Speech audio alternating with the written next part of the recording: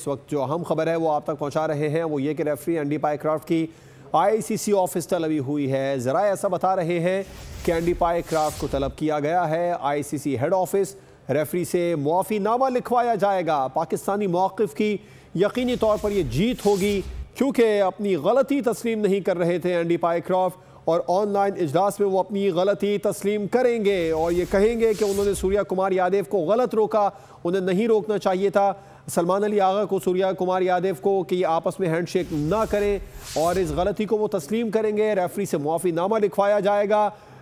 Andy पायक्राफ्ट को अपनी गलती तस्लीम करना होगी। पाकिस्तान के मौक़िफ़ की जीत। ऑनलाइन इजलास में वो अपनी गलती तस्लीम करेंगे। एंडी पायक्राफ्ट जो अपनी गलती तस्लीम करने के लिए एग्री नहीं हो रहे थे, अब आईसीसी ने बाकायदा तौर पर उन्हें तलब किया है। हेड ऑफिस बुलाया गया, हेडक्वार्टर वहां पहुंचे और वहां पर उनसे अब मुआफ़ीनामा भी लिखवाया जाएगा। सब्सक्राइब करें और बेल दबाएं ताकि कोई खबर रह न जाए।